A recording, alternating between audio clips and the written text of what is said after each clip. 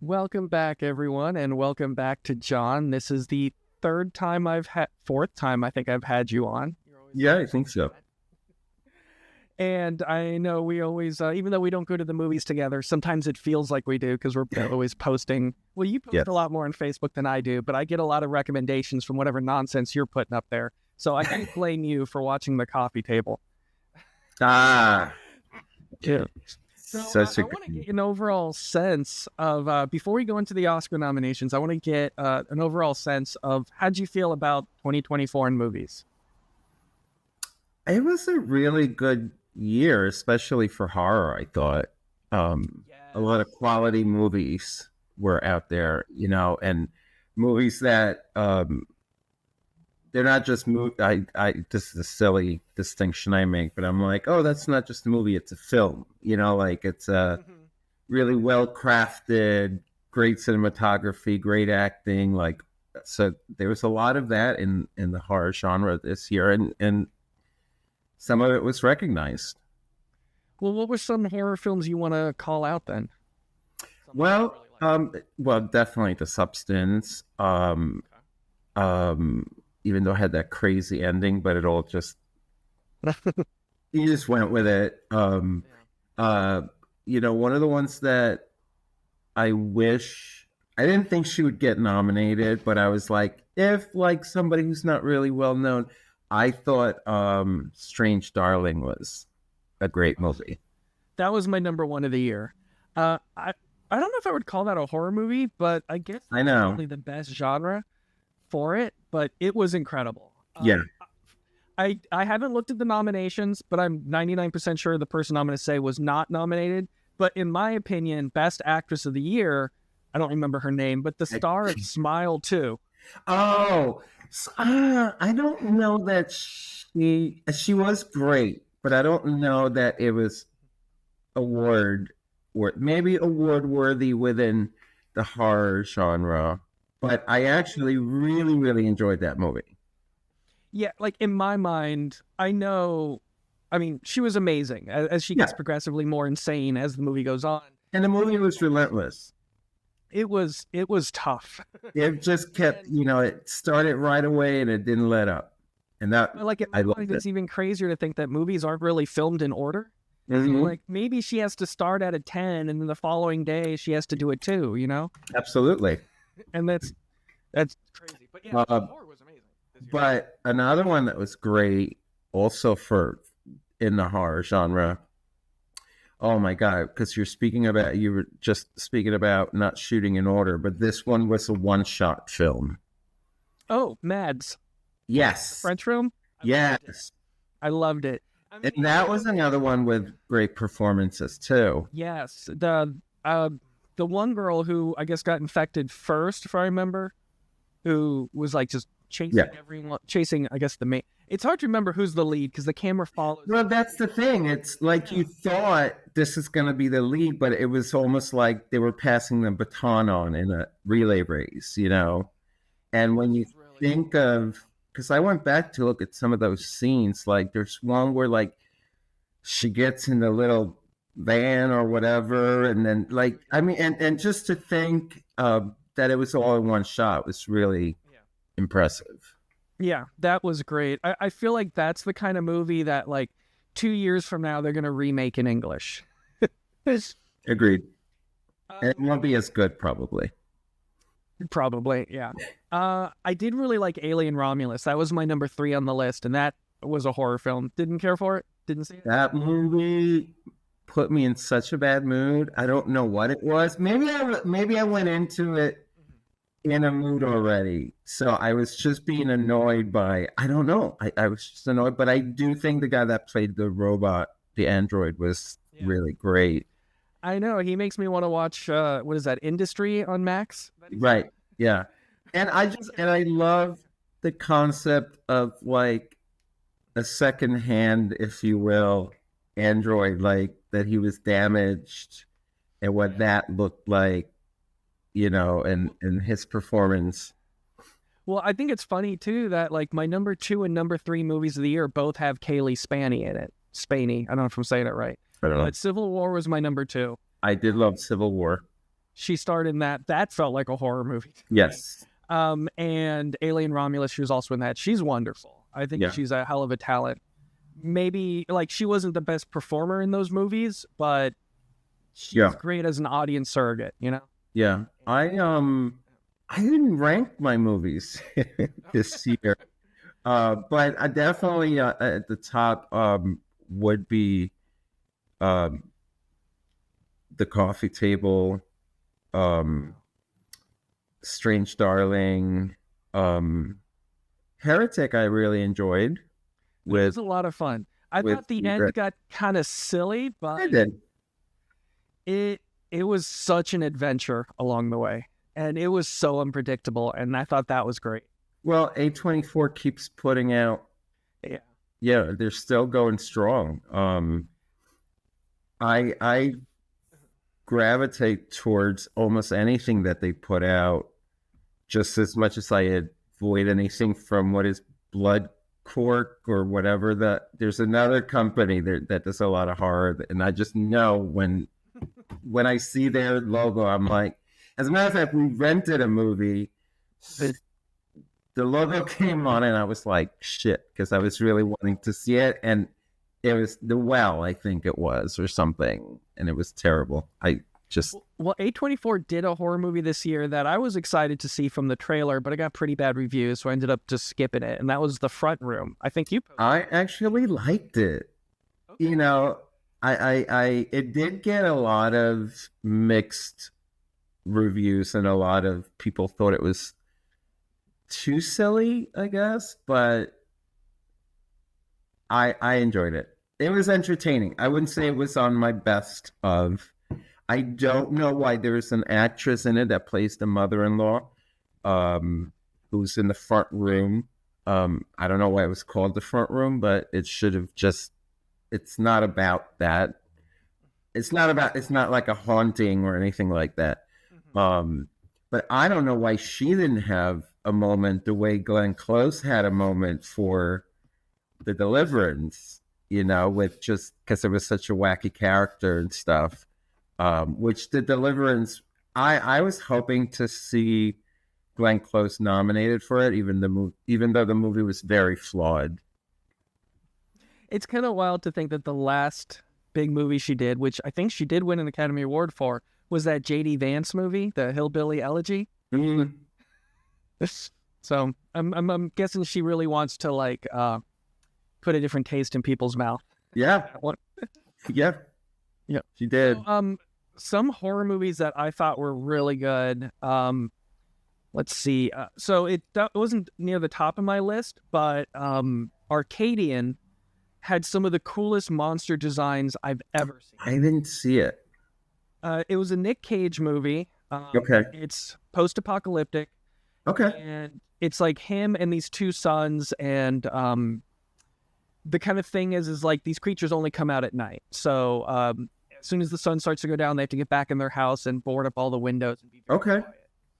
And the thing is, like, the apocalypse happens so fast, nobody really knows what they are. All they know is, like, if you see a whole bunch of cockroaches, it means they're nearby. Oh. And him and, like, the other people who are alive are sharing rumors about what they think it might be, because if you see one of these creatures, you die. So there's, like, not a lot of witnesses. All they know is people are disappearing, and everyone always hears, like, pounding at their doors. That sounds like okay. And so it doesn't get into, like, how those creatures arrived, but it is just the coolest looking monsters ever. And what's the name of it again? Arcadian? Arcadian. Arcadian. C-A-D. Okay. C-A-D. Arcadian. Okay. Yeah. And I'm constantly looking at, like, these days I feel like my AMC Plus subscription, not for the movie theater, which I do, but I mean, like, the streaming service is one of my best because it has Shudder in it. And Shudder has so many amazing horror films. And even good ones in the theaters that aren't there very long go to Shudder pretty quickly. Yeah. So Another Shudder original I want to shout out. Arcadian was a Shudder original, but it was in theaters. Another one I want to shout out was called Stop Motion. Yes. Which is, you saw that one? Uh-huh.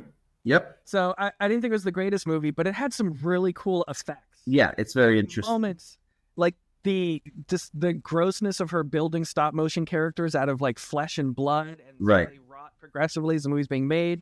There's like a couple of moments where like she just hallucinates that her legs are made out of clay and she just smushes into the ground. It's like a 4-second shot, if that. And it was just so cool. And the movie was full of totally those moments that made not the best storyline worth it, just for those random little effects. Yeah, but it's cool to have movies coming out that look and feel different. Yes. You know, and I always, even if a movie's not the greatest, I'm like, well, you know, that's a new angle or a new take on that. Or, you know, like I always give points for originality because, you know, there's so much oversaturation of stuff and so many. So like, for example, Mads was a great infection kind of, you know, what was another one that I thought was very unique? Oh, geez. Well, we could chat about The Substance too. Well, yeah. Well, I mean, The Substance was great, and I think Demi might get the Oscar. I mean, I know a lot of people are like, if Cynthia doesn't get it, you know, and Cynthia Erivo was amazing, of course. Now, I do want Ariana to get it for Wicked. Anyway, we're talking about The Substance. We're talking about The Substance. So, I love how this movie kind of made it through into the mainstream, you know, being the genre, and I'm sure it helped. It didn't hurt that it had Demi, and it's sort of like a career, you know, like not that she's been anywhere, but people look at it as a comeback, and you know, I think Hollywood loves that kind of story. But I thought it was so well directed, so well shot, so well acted. I thought the younger girl too should have been. I love Margaret Qualley. Did she get nominated for an Oscar? I know she was nominated for a Golden Globe. I don't know. I don't know that she did. She was in that Coen Brothers movie earlier this year about the two lesbians who go on a road trip. It was a comedy. Fantastic movie. Oh, I have to see that. Her mother is actress with a male's name, Andy McDowell. Oh, yes, her mother. I had no idea. The only thing I don't like about Margaret Qualley, not like she's going to listen to this, is I believe she's dating that actor who plagiarized the Daniel Klaus book. You know, he wore the bag on his head saying, "I'm not famous anymore." Okay. Anyways. But The Substance, for some reason, it didn't really grab me. Like, as I was watching it, I'm like, these are all the things I like. What is not working for me? Okay. I think it was like, I felt like the makeup was kind of messy, I guess, but not in a good way. So if I hadn't seen Terrifier 3 just a few weeks earlier, it would have definitely hit me different. But like that Terrifier movie set the bar so high. I never got past maybe 20 minutes of the first Terrifier just because it just felt so corny to me. But I know, so I've not watched the second and third, but I know it has a huge fandom. I haven't seen part 1. Part 2 is like, okay, there's a story there in between people being killed. Part 3 has more story than 2. And I think 1 was like no story, basically. Yeah. Well, not into 20 minutes in when I was like, I'm over this. But I'm going to have to give them a shot because I do hear that there's a difference. I mean, just like artistically and like sculpturally, it is impressive what they built. Really? Yeah. Just as far as like knowing that those are props that like they build the bone, they build the sinew, they build the muscle, they build the tendons, they build the skin, they pump it all full of blood. So like they're building humans from the inside out. Right. And it's all practical. Yeah, and it's incredible. Yeah. I'm going to have to. Did you see Exuma, the Korean horror film? I believe it was a Hulu. It's on my list, but I haven't watched it yet. That one was really fun. Did you also another Shudder original, The Devil's Bath? I believe it's a Eastern European film, and it takes place in, I think it's like the 1700s, and it's a peasant girl who gets married off, and she starts to feel like depression. She gets really depressed, and it's just kind of like how in the old peasant times they would deal with women's issues and depression, and like how the church would get involved. No, I definitely have to see this. There's no supernatural stuff, but it is horrific because no one knows how to help her. Yeah. And they think she's like a problem for the village. It's depressing horror. Yeah. I get that. Well, sometimes, it's just like Civil War felt like a horror movie. It's just like, what was that movie from a couple of years ago? Something Softly, or it's with all the MAGA women. They had like, oh my God, there's like there's a group of like Susie Homemaker type women, and they Don't Worry, Darling. No, it's something soft and, oh my God, let me look it up.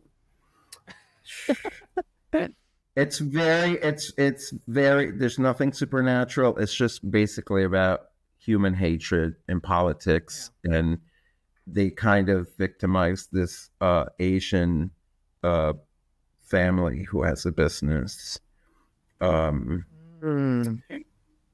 Movie. Sound a bit familiar. About. Well, a horror movie from the beginning of the year, Lisa Frankenstein. That one made it really high up my list. Did you see that one? No, I did not. It was adorable. It's directed by Robin Williams' daughter, Zelda Williams. Okay. And it was written by what's her name? The creator, the one who wrote Juno, I want to say. Okay. Yeah. Another one, and speaking of daughters, and that I really enjoyed the other day was Blink Twice. Oh, I've heard that's really good. It's on the top of a lot of people's lists. I just haven't gotten around. Yeah, and it was directed and written by Zoe Kravitz, which I had no idea going in. Nosferatu, did that do it for you? I have it queued to watch. I haven't watched it yet. It felt like a little bit too much for Sunday night.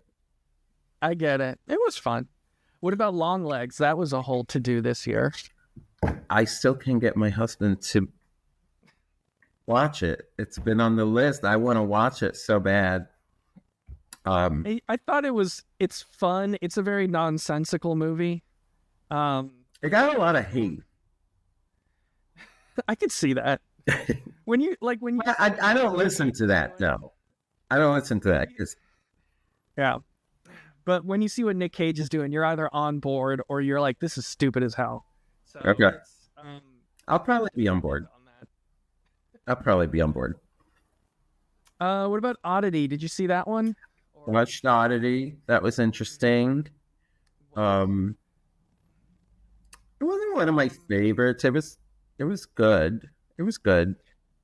Which of the two young girl goes to a convent and gets pregnant with the Antichrist movies did you like better? Immaculate or The First Omen? I didn't watch either. Immaculate was good. I liked that one. I haven't been like drawn to them. I have them on the list because I'm always like, you know, depending on what I feel like watching. But well, Well, outside of horror, what were some movies that you wish more people saw, that you wish more people cared about? To be honest, I didn't watch a lot of non-horror this year, now that I think about it. But I mean, definitely Wicked, for as corny and commercial an answer as that is. It is kind of a lovely spectacle. And it's never even been a favorite musical of mine. I feel like the music is mostly forgettable.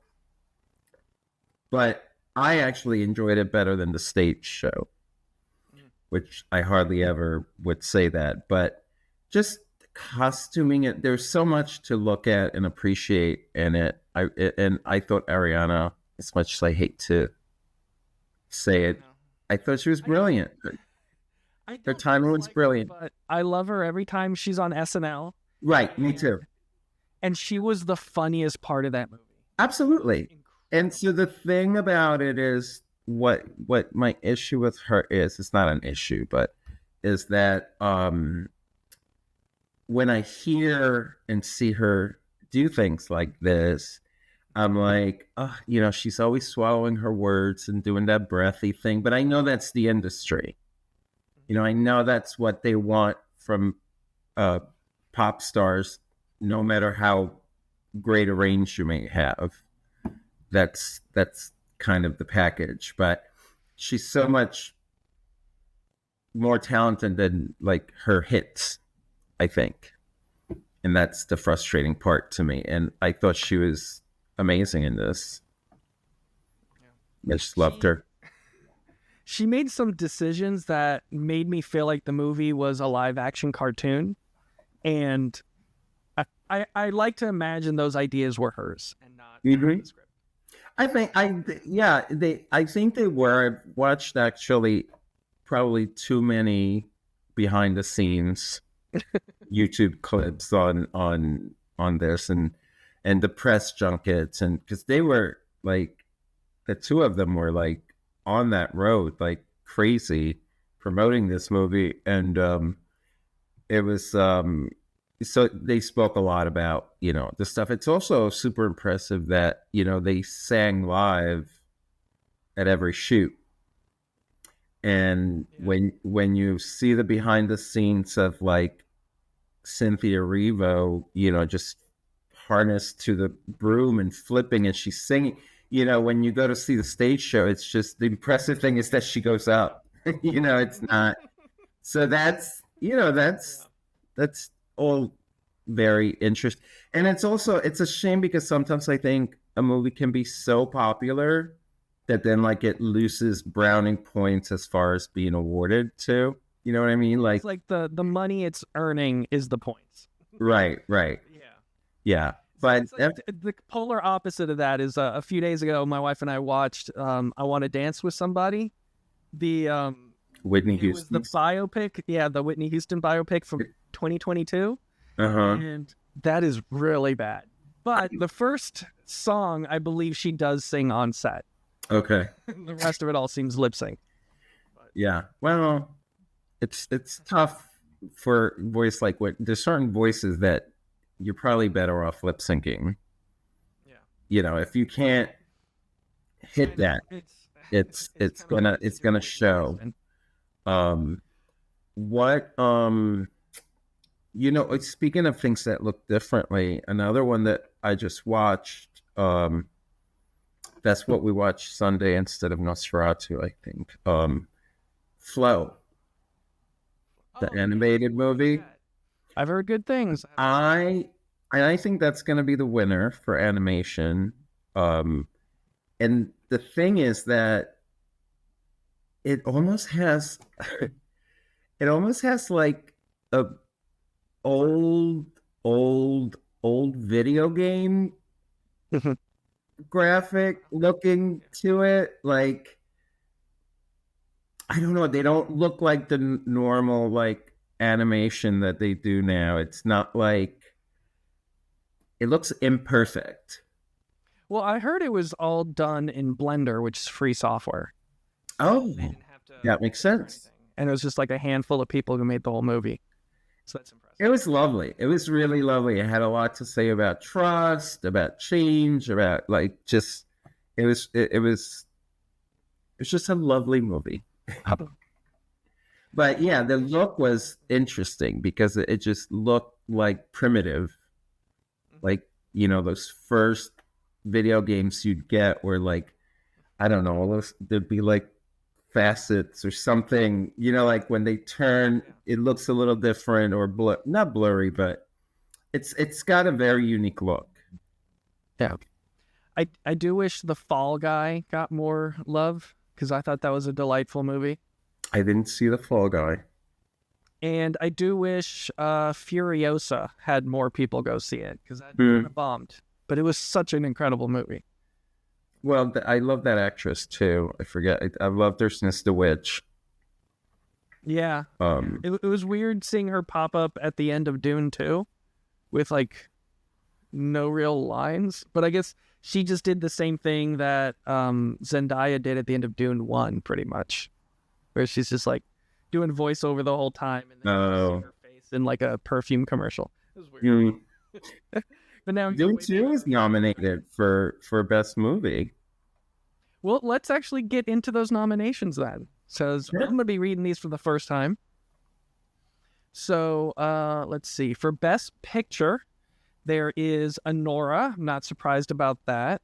The Brutalist, which I have not seen. I do want to see it, though. It's just not playing anywhere near. A Complete Unknown. Let me know if you didn't see any of these. Complete Unknown, Conclave, Dune Part 2, Emilia Perez, I'm Still Here, Nickel Boys, The Substance, and Wicked. So I've only seen 3 of those. Oh, okay. Yeah. I haven't seen The Brutalist. I haven't seen Emilia Perez. I haven't seen Nickel Boys.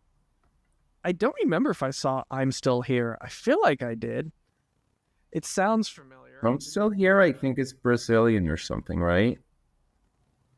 I guess I have not seen I'm Still Here. Okay. Well, then I got one also.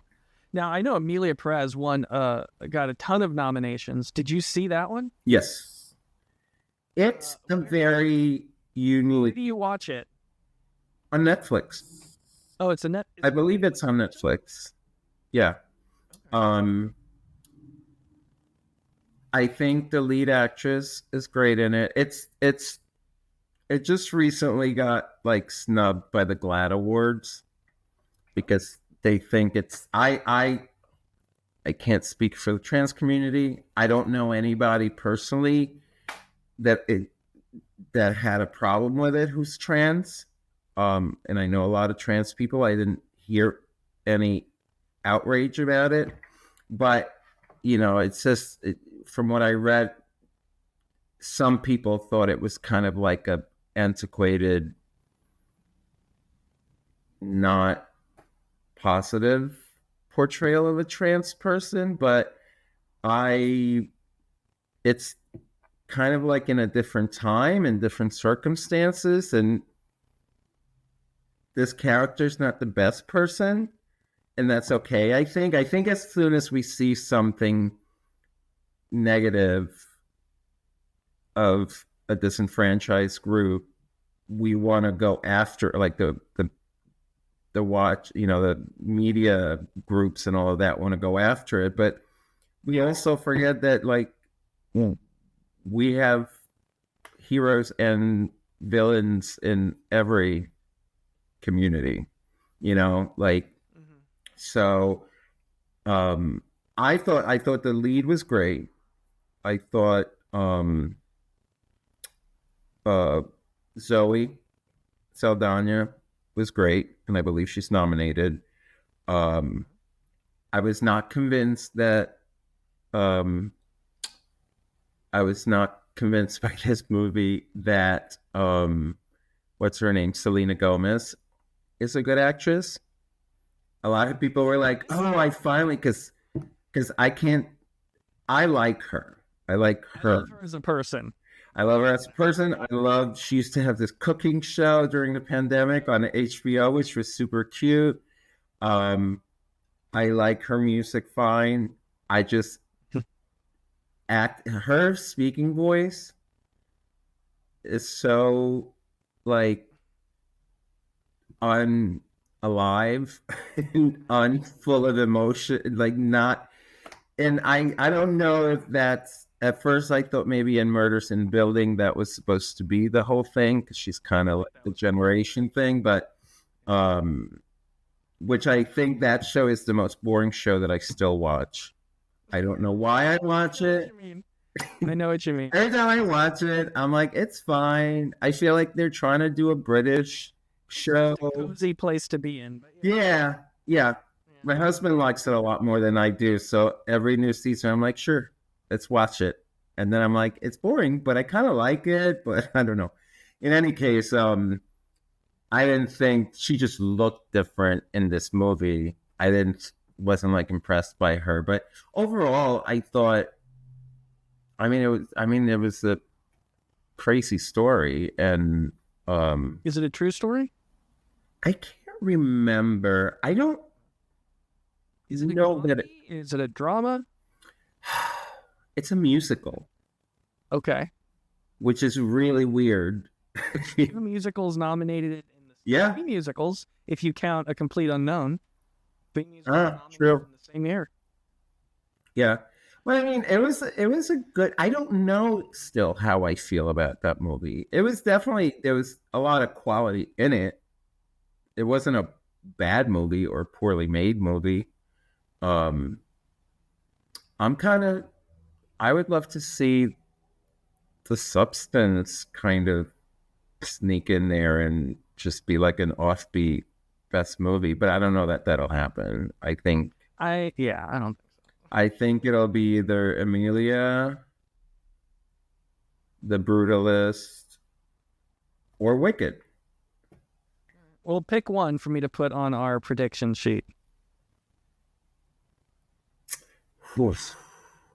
Because Amelia can win Best Foreign Language Film too, so they don't have to give it. I'm gonna say The Brutalist. Okay, and you saw that one? Or no, I didn't. But it just feels like a Best Picture movie. Yeah, I mean, Adrian Brody's no stranger to the Oscars. Right. I think it's going to go to Anora. I think that's probably going to... I haven't seen it. I heard it's a romance. The first few minutes is a romance, but the movie then kind of quickly changes almost to like a Coen Brothers crime movie. More. Okay. So it is a lot more fun than the trailer makes it look. Okay. The trailer makes it look like some romantic Cinderella story. But it is a lot more of just like bumbling criminals and silliness. Okay. And it's like a lot of drama happening over one night in New York City. So it was fun. I enjoyed it quite a bit. It did make my top 10. I don't know. Movies just where young people have sex make me uncomfortable. I don't know why. Yeah. But I think that's going to win because even before it came out, there was a lot of people saying that it's probably going to be a Best Picture. And I really... So that director's 2 films ago, he did what was my number 1 movie of the year. I think this was 2020 maybe, which was The Florida Project. Oh, I love that movie. Well, yeah, same director as The Florida Project. With Willem Dafoe. Yes. Yeah. All right, so for directing, we've got Amelia Perez, Anora, The Brutalist, The Substance, and A Complete Unknown. So from that list, who do you think's going to win? I would like to see The Substance. Yeah. Charlie Farjat. Who I'm assuming is a female? Yeah.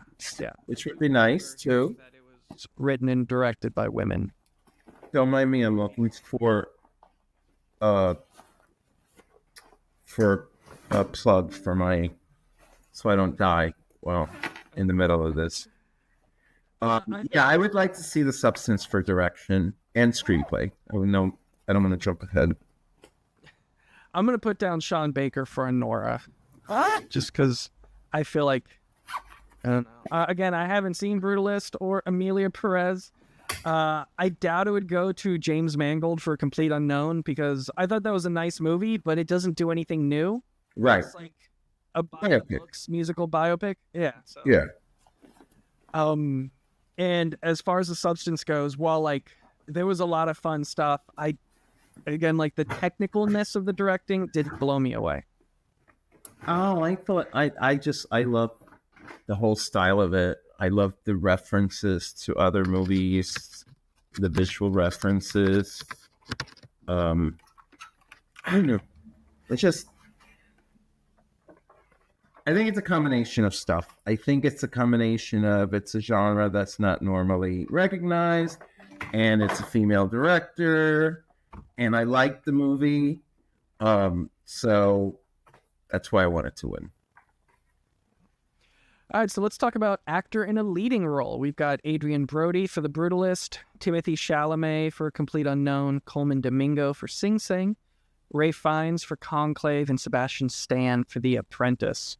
That's a surprise. I think anybody saw it. I think it's gonna be Brody. He won one already. He won a Golden Globe, I think. I thought he won an Academy Award for The Pianist. Oh, for the yeah. No, he did. I thought you may have won already this year. It just seems weird he'd win it again for a title that's almost the same, just letters different. I've heard Coleman Domingo was amazing in Sing Sing. I didn't manage to watch it. Conclave was incredible, and I don't know if Ralph Fiennes has won an Academy Award, but I think he certainly deserves it. I think he did for Schindler's List, maybe. Is that him or his brother? I think it was his brother. It was no, not his brother. It was the Irish one. The one from the Taken movies. I think it was the guy in Schindler's List. But one of the Fiennes was in that too. Yeah, there's Rafe, and who's the other one? Joaquin? No. Joseph. Yeah. Joseph Fiennes. Well, one was, I think, in The English Patient and all those other movies, and one is in Handmaids, or was in Handmaids. Did you see Conclave? No, but it's on my list. I haven't seen Isabella Rossellini in anything in a long time, so I wanted to see that too. Conclave was wonderful, and I will say, if you want to relive the election, this is a very heartwarming way to do it. Okay. Because I don't want to relive the election. No, I know, but like if you want to relive it, but have a different outcome. Okay. Okay. So you think it's going to go to Adrian Brody for the I think it's going to go to Adrian Brody out of that group. Or, I mean, Timothy might surprise. I mean, he's very young, but... Yeah, I don't think he's the best actor. I don't pay attention to anything because he's in it. Like, I have to already want to see what it is, and he happens to be in it, unlike with other actors, and he just has not... Oh, he was Call Me By Your Name, wasn't he? That was his breakthrough or whatever, which was an uncomfortable movie in itself. Yeah. He was in Lady Bird first, but he was just like one of the boyfriends in a couple scenes. Then he was in Call Me By Your Name. Like Lady Bird. My favorite movie that he was in was Bones and All. This is another one I can't convince my husband to watch, so it just sits in the queue and then eventually he'll go like, "Oh, you were right." Or he does this with series as well. Like, can we start this show? And it'll be like, it'll take almost a year, and then he'll be really into it. So, but Bones and All, let's see. Yeah. For actress, we have Cynthia Erivo in Wicked, Carla Sofia Gascon. I know I'm not saying that right. For Emilia Perez. Mikey Madison for Nora, Demi Moore, The Substance, Fernanda Torres, I'm Still Here. I think we're both going to say it's Demi Moore. Right? I think it's going to be Demi Moore. I think Cynthia would deserve it. Like, I wouldn't be mad if she did because of a lot that she did in that role. So she would be, certainly wouldn't be undeserving. And then I'm possibly going to say if there was like, I know I'm giving you more things that you're asking me for, but I don't care. Oh, that's okay. And if there's like a dark horse, I'm going to say it's the lady from Brazil from I'm Still Here, even though I haven't seen it. But I think it's Demi. So I think she did a great job, and I think it's that kind of thing where, peers like to kind of award somebody for almost like a career's worth of work. mm-hmm. And she's been consistent throughout her career. I to this day, one of my favorites is still did you ever see The Seventh Sign? It was kind of like an end of times movie, and she was supposed to be carrying. Yeah. Forever ago. Yeah, very forever ago.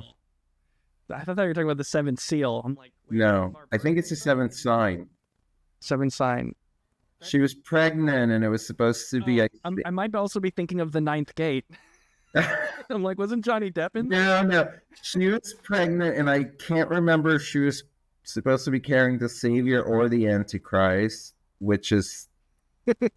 Yeah, that's how it goes. That's how it goes, yeah.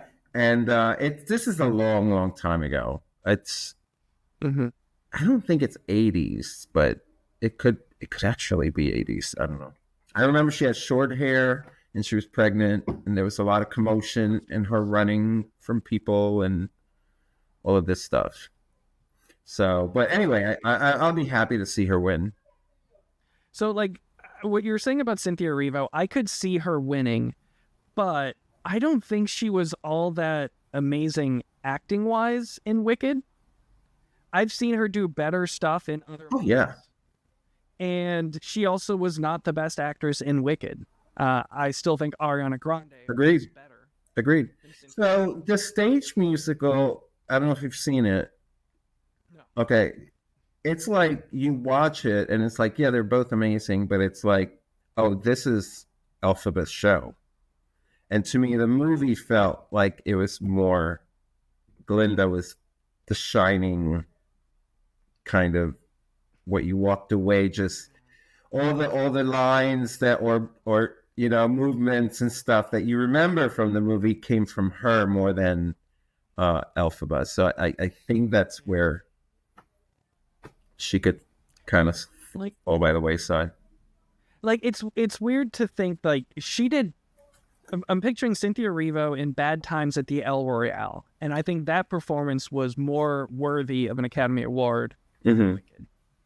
And I'm remembering her in the HBO series The Outsider, and she was incredible in that. Yeah. And then in Wicked, most of it is her just smirking, just standing still and smirking. And I'm like, the smirk is not an act. Anyways, I'm being a dick for no reason. But she was smirking upside down while singing. Well, they don't. Oh, I mean, maybe she'll win Best Song. She deserve that. They don't. They're gonna shove a new one in for the second one because this was just the first act of Wicked, which is another thing that I don't know that they had to do. Like, good. Oh, I mean, I'm glad they did because I wasn't bored at any point during. No. I thought it slowed down a little bit with the Fierro scene in the library, but it picked up quickly. Yeah. I felt like when they go to that dance party, that was kind of slow. As a side note, one thing that bothered me about Wicked, which is probably based on the sub stuff, is like I wanted to see them in class. I wanted it more Harry Potter-like, but instead it was all about like the drama and like the popular people. And I'm like, no, I just want to know what kind of classes you have. Do you learn magic? Do you know spells? Do you have to memorize? I could see that. You're freezing. I was curious about all of that, and we didn't get any of it. Oh, okay, you're back. Yeah. No, I get it. Let's talk about actor in a... for actor in a supporting role, we've got Yura Borisov for Honora, Kieran Culkin for Real Pain, Edward Norton, Complete Unknown, Guy Pearce, The Brutalist, and Jeremy Strong, The Apprentice. What are your thoughts? I think it's going to be Culkin. I think so too. Now, I will say I've only seen 3 out of those 5, but Edward Norton was boring in A Complete Unknown. Honora was good, but the acting did never blow my mind. But Kieran Culkin acted his ass off in A Real Pain. That was a wonderful movie. And he's playing someone who's like suicidal, depressive, but also manic. And so he's constantly shifting personalities. That's how it goes. It was stressful to watch. So for actress, so we agree on that. Actress in a supporting role, we have Monica Barbaro, Complete Unknown, Ariana Grande, Wicked, Felicity Jones, The Brutalist, Isabella Rossellini, Conclave, and Zoe Saldana, Emilia Perez. We're both saying Ariana? I'm saying Ariana, but it could be Zoe. I hope not. Okay. I mean, not again, because she won Golden Globe for supporting actress. And she was great. But having seen both performances, I don't see how I wouldn't give it to Zoe as much as I enjoy her over Ariana. I thought Ariana was perfection. So I wonder how much Zoe Saldana feels like she really needs an Academy Award, because she's in like the best-selling film franchises of all time. Right. It's probably making a violent amount of money. Amount. I love that. Like, I don't think, like, does Robert Downey Jr. care about Oscars? Right. I think you'd. I mean, I would. I think any creative person likes to be acknowledged, and I think they care. It's an Oscar. Come on, it's an Oscar. Like, I don't think Isabella Rossellini belongs on this list, because she's in like 3 scenes and she doesn't show any emotion in any of those scenes. It's great to see her, but I feel like she was phoning it in. But she also isn't playing an emotional character. She's just saying her lines and being Isabella Rossellini. I don't think is award worthy. Right. But yeah, I'm going to Ariana Grande. Although I don't know who the so for Complete Unknown. What is Complete Unknown about? Oh no, that's the Bob Dylan one. Yeah, sorry, that's the Bob Dylan one. So Monica Barbaro was nominated. I assume she's the one who played Joan Baez. Okay. If so, whoever played Joan Baez was incredible. Okay. Props to that person, be it possibly Monica Barbaro, with my no research going into this. So for writing, we've got A Complete Unknown, Conclave, Emilia Perez, Nickel Boys, Sing Sing, and I guess that's it. 1, 2, 3, 4, 5. For writing? Yeah, for adapted screenplay. Oh, adapted screenplay. Yeah. It's always weird to do that, because you're like, shouldn't it go to the person who wrote the source material? No, it's the person who originally wrote it.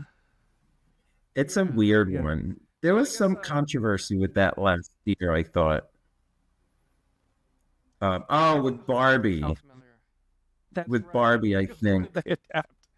Yeah. I guess they figured they'd had more of a shoe in there than original screenplay. Yeah. I'm surprised. I really want to see Nickel Boys, but it hasn't been playing anywhere over here, and I haven't seen it. Yeah. I think I'm surprised that Wicked's not there, because that's adapted. It's true. And it wasn't like line by line from the play. So yeah, I know they added stuff that was from the books too. So. Yeah. But so I don't know really. And so there's 4. There's the Bob Dylan one. Yeah, Bob Dylan one, Conclave, Emilia Perez, Nickel Boys, and Sing Sing. I'm gonna say maybe Conclave.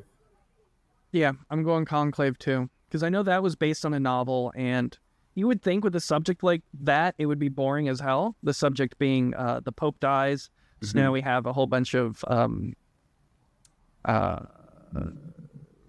cardinals, that's the word, trying to debate who becomes the new pope. You'd think it'd be boring, but it is an exciting as hell movie. Okay. I'm looking forward to And then for writing original screenplay, we have Anora, The Brutalist, A Real Pain, September 5th, and The Substance. Well, September 5th. Written by Moritz Binder, Tim Fellbaum, co-written by Alex David.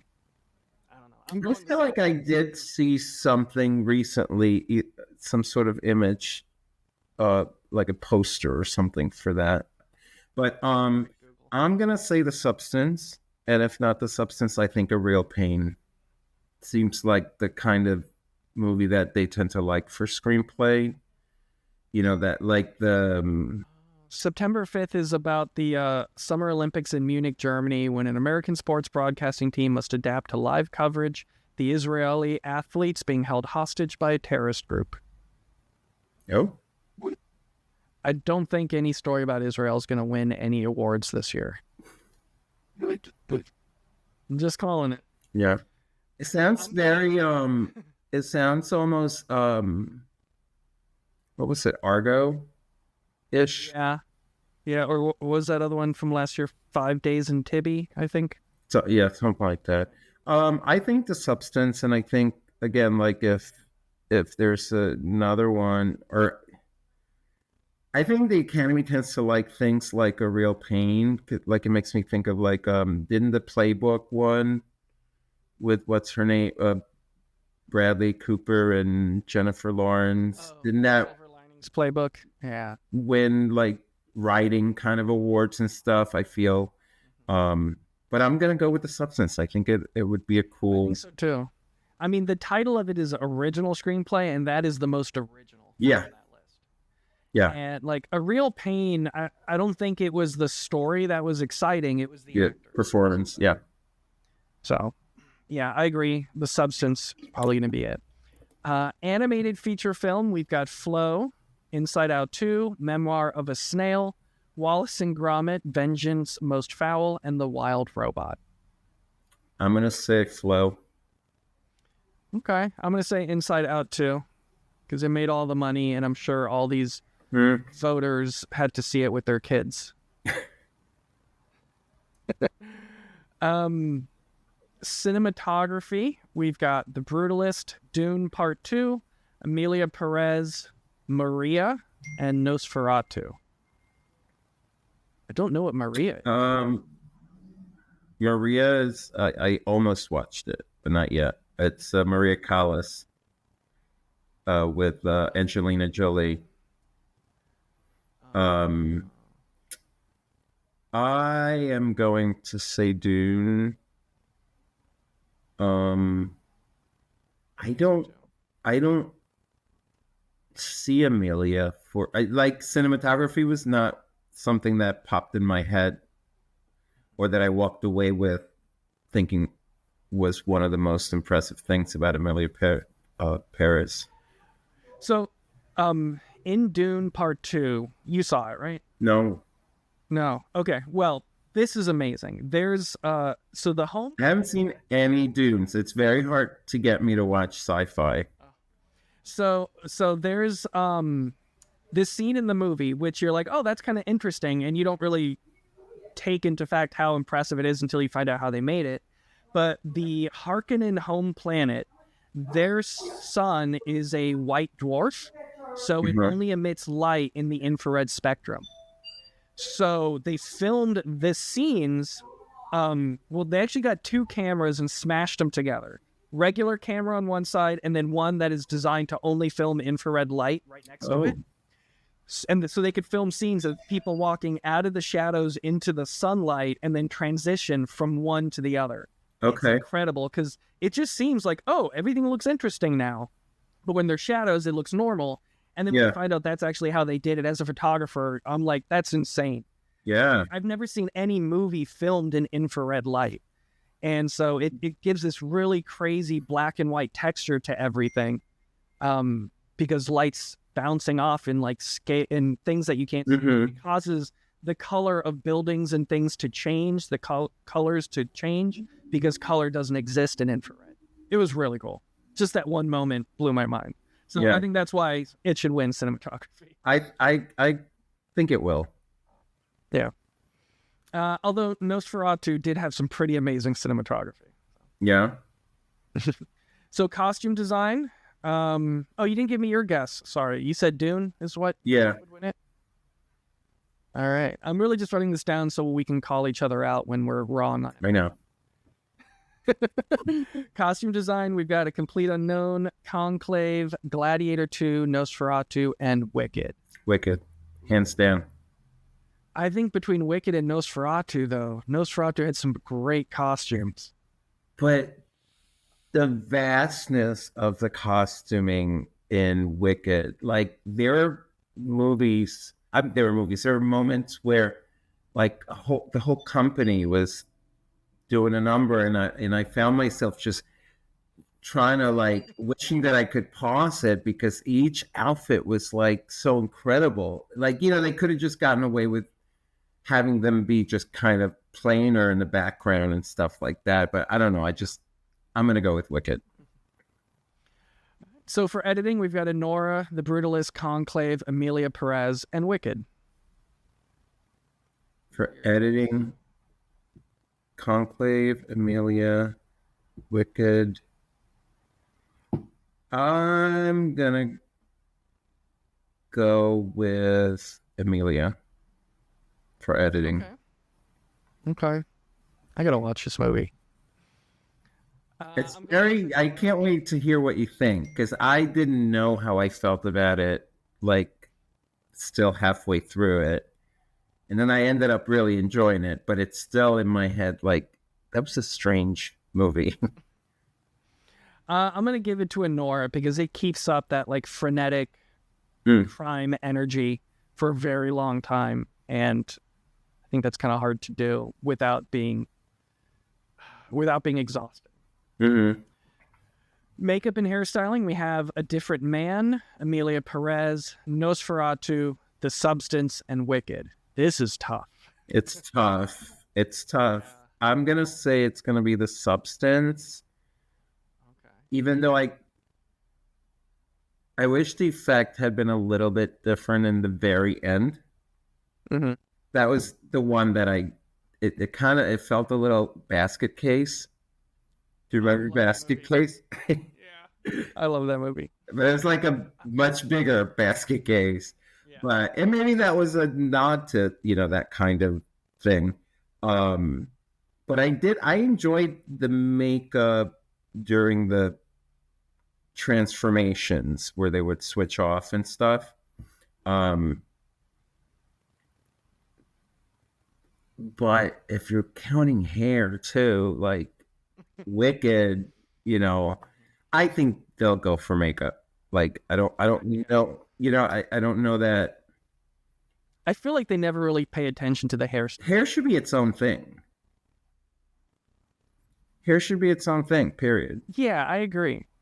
Like, I don't think it's the like maybe not a televised one. Yeah. Maybe not a televised one because you can only have so many awards, like in the 3-hour span or whatever it is. But I feel like if you ask somebody, like, I do makeup, I don't do hair. So I would be like, or if I did hair, not makeup, I would be like pissed that I'm like losing to all these makeup people. I was going to say A Different Man, but you talked me into going with The Substance. I think it's The Substance. For music, original score, Brutalist, Conclave, Emilia Perez, Wicked, and The Wild Robot. I mean, that's got to be Wicked, right? What is the award? Sorry, this is original score. Oh, so it's not like the songs in it. It's right. I would think so, but it could be Emilia. Yeah. I don't really pay attention to score. Score's just the instrumental, right? Yeah. Like, I feel like Dune should have... Oh, that's right. Dune was ineligible because it got nominated last year for Best Score or something. There was some reason why it couldn't be nominated this year. All right, I'll put you down for Emilia Perez. Yeah. I'll put myself down for Wicked. All right, original song. We've got El Mal from Emilia Perez. The Journey from the 688. Like a Bird from Sing Sing, Mi Camino from Emilia Perez, and Never Too Late from Elton John, Never Too Late. This is an Elton John movie? I don't know. I know. It's like a documentary about him? It must be. It's got to be. There should have been something from the movie Kneecap that I would have voted for. Because they already had that movie where somebody played him, no? Elton John? Yeah, that was Rocket Man. Yeah, so it wouldn't be that. It must be some sort of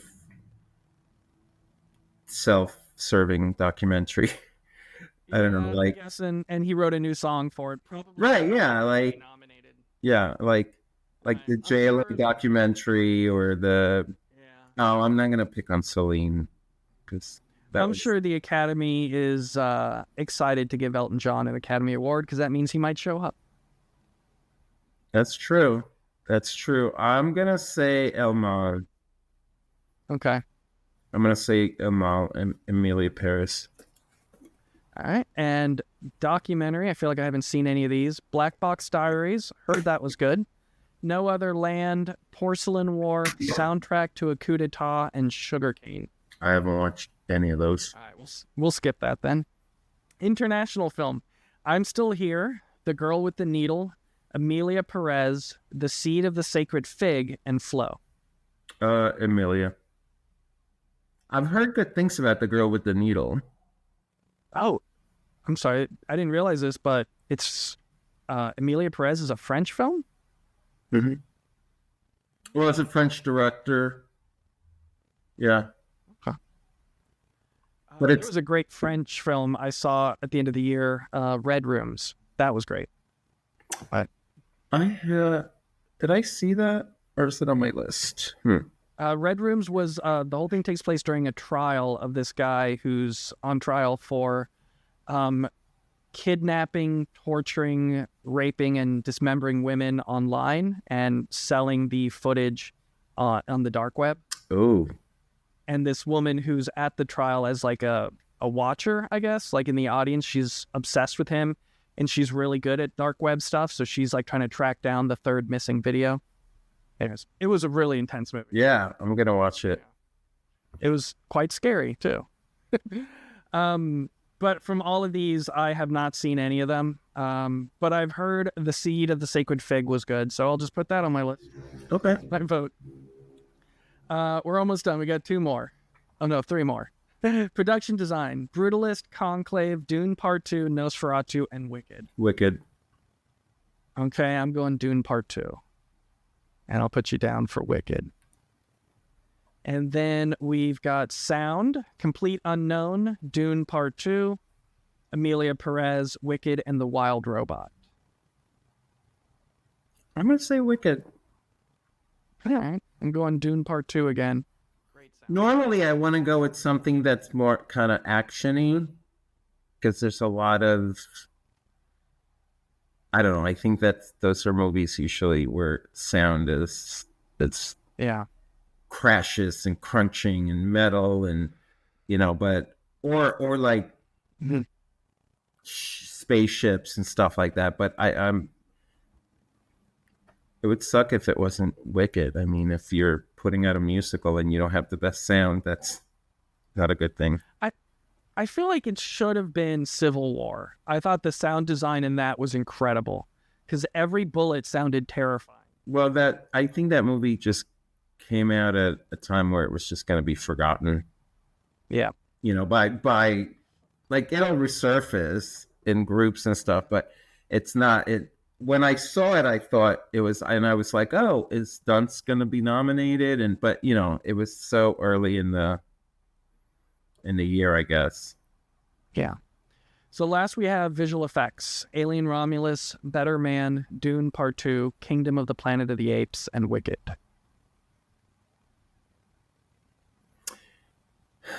I'm trying to think if Wicked is that. I mean, there are special effects, obviously, but I'm gonna go with Dune. Okay, I'm going with Alien Romulus. They did build a practical. I believe the alien was practical. Yeah. Well, for visual effects, I think that's like for the CG stuff. Oh. And I'm thinking of like all the scenes at the end where it's like crashing into the rings of that planet. Mm-hmm. That was pretty amazing. And then also all the little crawly things running around. That was fun. Mm-hmm. Although Kingdom of the Planet of the Apes had some good ape effects, but it wasn't the best in this series, which is weird because you think it'd get better as the movies go. Mm-hmm.